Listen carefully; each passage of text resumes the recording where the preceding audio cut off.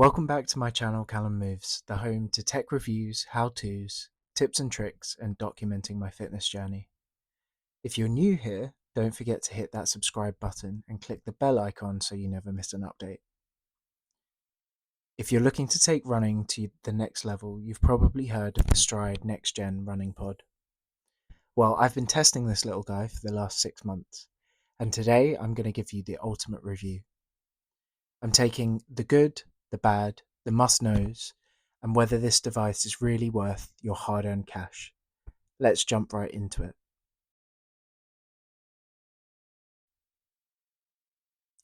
So let's rewind for a second. For those of you who are new here, or maybe just hearing about Stryd, let's start from the top. What exactly is the Stryd Next Gen Running Pod? Well, it's a small, lightweight device that clips onto your shoe and measures running power, among other things. The idea is to give runners a more accurate way to measure their effort than just relying on pace and heart rate. When I first got my hands on the Stryd, I was impressed with the build quality. It feels robust and water resistant, and it's designed to withstand whatever you throw at it. Plus, the setup was pretty straightforward. Syncing it with the app took less than 5 minutes, and I was ready to hit the road. One thing to note is that I use a Coros Pace 3 GPS watch, and there is a native integration with Coros and Stryd, which made it super easy to set up. There are similar integrations for Garmin, Apple Watch, and all the other major brands. Now let's talk features. Stryd isn't just a fancy pedometer, it's packed with technology that helps you understand your running mechanics and performance in a way that traditional GPS watches just can't. So what does it do? Stryd measures power in watts, which is a more accurate representation of your effort, especially on hills or during intervals. Unlike pace, which can fluctuate due to terrain, and heart rate, which can lag behind, power gives you a real-time feedback that allows you to adjust instantly. This is incredibly useful for races where every second counts. But that's not all. It also tracks your running form with metrics like leg spring stiffness, basically how much energy you're returning with each step, and form power, which shows how efficiently you're running. Over the past 6 months, I've found these metrics to be super helpful for improving my form and reducing the risk of injury. Alright, so we've covered the features, but let's get into the nitty-gritty. How does Stryd perform in the real world? And more importantly, does it actually help you to become a better runner? One of the biggest benefits of training with Stryd is how it changes your approach to workouts and races. Over the past 6 months, I've used Stryd for everything, from easy recovery runs to intense interval sessions and full marathon training cycles. The power-based training plans are a game changer. Stryd calculates your critical power, which is essentially your threshold, the maximum power that you can maintain for about 45 to 60 minutes.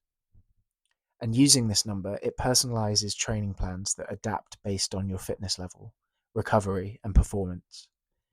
I've seen a noticeable improvement in my endurance and speed, especially in hill training, where knowing my power output has really helped me pace smarter.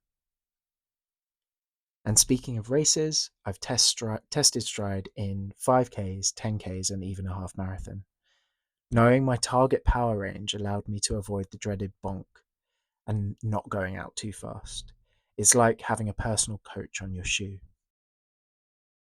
Now let's dig deeper into the data Stryd provides. If you're a data nerd like me, you're going to love this. The Stryd app breaks down every run into detailed metrics, showing not just your pace and distance, but your power, form power, and even the effect of wind resistance on your run. Yep, it factors in wind. For example, the air power metric estimates how much power you're using to combat the wind resistance. This is invaluable by planning your race strategy. The app also has an auto-calculated CP feature that updates your critical power as you gain fitness, which keeps your training zones up to date. and without having to do regular FTP tests like you would have to do with bike power meters. The integration with third-party platforms like Garmin Connect, Apple Health, Strava, and Training Peaks is smooth, so you don't have to worry about juggling multiple apps.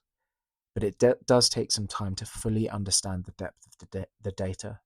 For beginners, it might feel a bit overwhelming at first. All right, let's sum up the pros and cons of the Stryd Next Gen running pod after 6 months of testing. What did I love and what left me wanting more? On to the pros. There's accurate power and pace data, especially in tricky environments. There's seamless integration with other fitness apps and devices. There's personalized training plans that adapt based on performance. There's excellent battery life with up to 20 hours per charge.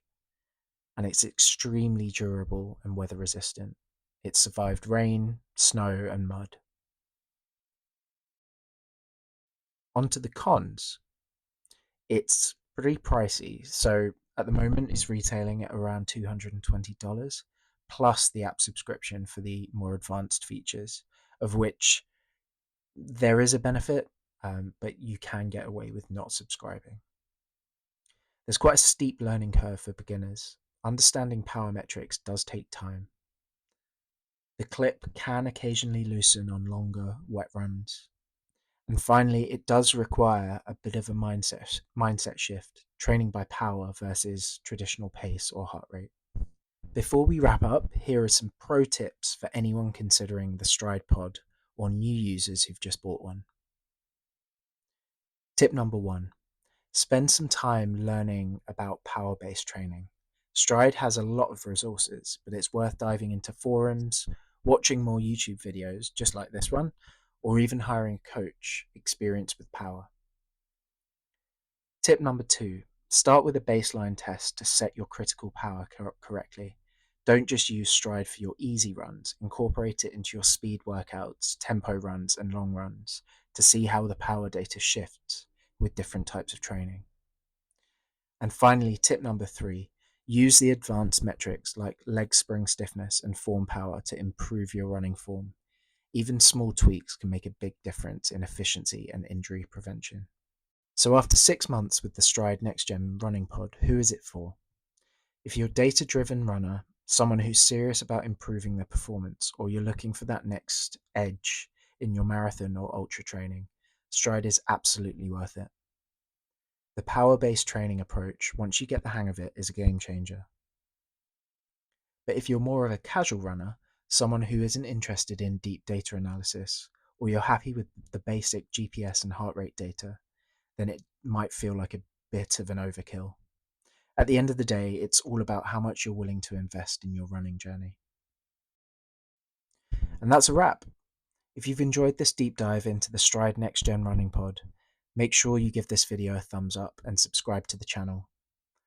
Ring that notification bell so you don't miss out on any future running gear reviews, tips, and training insights.